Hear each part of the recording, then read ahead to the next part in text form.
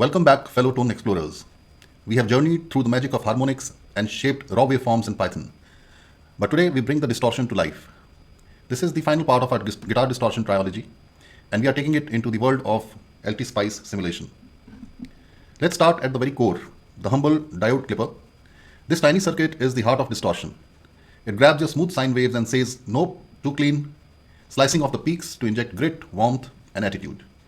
So now we are in LTspice environment, and we will start building electronics for guitar distortion. So let's start with the diode. So here we place one diode, and here is the second one in this configuration. And then we wire them up.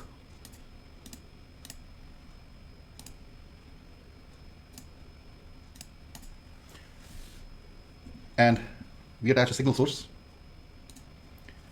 Let's configure the signal source. So let's say it's a sine wave which is simulating a guitar input at a frequency of say 1000 Hertz. And we again wire this simulated guitar signal with these diode clippers. Let's define these parts. So there's a very famous clipping diode called 1N914. We are going to use that same one. And let me just turn this also into 1N914. And I'll also connect a ground.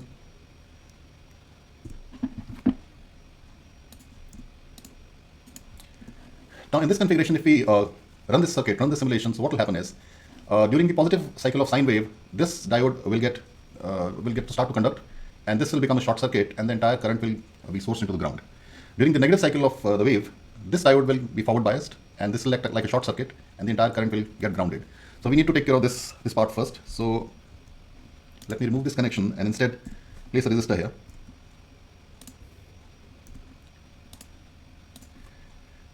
And let's say this resistor is of 10 kilo ohm. Now, since this resistor will always be in circuit, no matter which diode gets forward biased, hence the short circuit will not take place. So the current will pass through this and this diode in the positive cycle and then go to the ground. So resistor will continue to remain in the circuit. And then we also, in the negative cycle, this current will pass through this branch. This diode will get forward biased, and through this, it will go to the ground terminal. So this appears to be okay. And then we simulate a guitar speaker out circuit. Let's say there's a load, and let's configure this load, a resistive load, as a 10 kilo ohm or as a 100 kilo ohm resistor, across which we are going to measure our voltage. So let this be 100 kilo ohm, and then we are going to tap our signal out from here. Let's give this signal a name. Let's say out, and I'm going to attach it to this node. And let's say this input has a netlist name input in. So we are all set for this simulation. Let me just configure some parameters first. So it will be a transient simulation with a stop time of say 100 milliseconds, and let's say each step is 100 nanosecond. So I place this directive here, and then I would like to run the simulation and see how it's behaving. So let me just run it. So let me see what is the input to this circuit. As you can see, this is a sine wave, 1 kilohertz. And let's see what's the output of the circuit. Interesting. So what's happening here is that the moment input signal crosses 0.7 volt, the diode starts conducting. For example, in this positive half of the cycle, let me just zoom in. So when the input signal, this green signal, increases or crosses 0.7 volt, this diode starts conducting, and hence the waveform gets clipped on the upper side. And when during the negative cycle, when the voltage crosses minus 0.7 volt, this diode D2 starts conducting, and the voltage gets clipped, and this cycle keeps repeating itself. So this is how we are going to achieve clipping of this waveform. And let's see what effect it has in the frequency domain. So let me just configure this simulation for FFT, for which I'll write some directives. So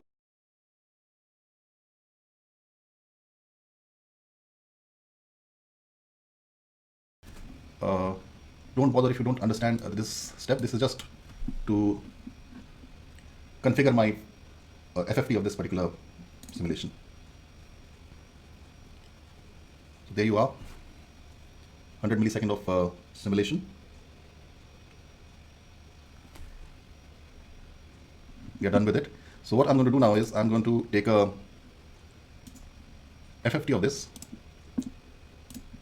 So I'm going to take FFT of input and output, and wonderful. So here you see the frequency spectrum. So the green is the input, and as you can see, green signal is nothing but a 1 kilohertz wave. So we have a peak here, a green peak, rising up to almost 0 dB. And we don't have any harmonics here. These are some artifacts here, which are just pure noise, and they are at very low level. It is at almost 260 dB level, a very small artifact here. And beyond 20 kilohertz, we are not even interested, because beyond 20 kilohertz is not the audible frequency. And then we see something very interesting happening here, which is this red, that is the output. And we see a large number of harmonics. And these harmonics are coming into picture because of the clipping of the waveform.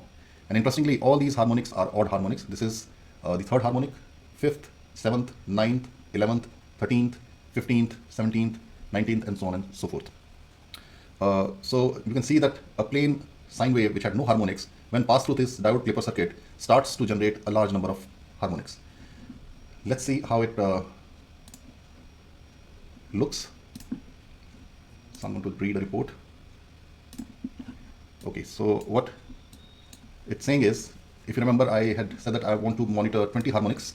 So these are all 20 harmonics. This is input signal. I hope you're able to see this. This is the input signal, and my base frequency was 1 kilohertz. And then after that, my second harmonic, third harmonic, fourth. As you can see, these are the harmonic components, basically their amplitude and their phases.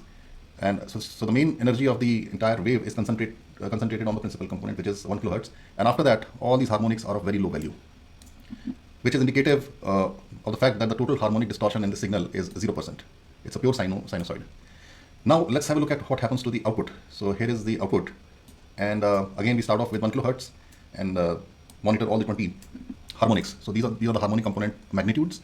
As you can see, that very interesting thing happens. So first is the base frequency, which is 1 kilohertz, quite high in amplitude, and then suddenly the second harmonic drops to e raised to the power minus 9, which is a very small value. So even harmonics will have very small amplitude. Now we come to the third harmonic, which is quite a substantial one. Then you come to the fourth, which is very low. Then you come to the fifth, which is high, but lower than the third one. And if you see this trend, the seventh harmonic, ninth harmonic, 11th harmonic, etc., they are very strong signals, and their phases are given here. So they are oscillating between 90 degree phase shift to 0 degree phase shift, plus and minus. Because of these very strong harmonics, the total harmonic distortion in the signal is almost 28%. So I hope you get the idea what this diode clipper circuit is doing, and in the next section we will further explore this circuit. So let's continue with the exploration of this diode clipper circuit. Let's make another one now.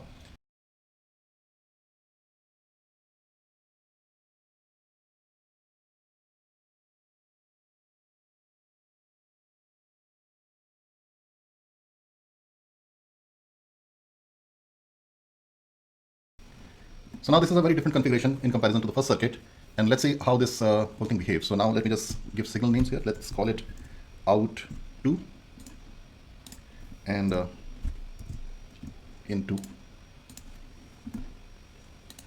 Okay, so let me just run this simulation, and I might have to do some modification to this, because I want to now monitor my in2 and my out2.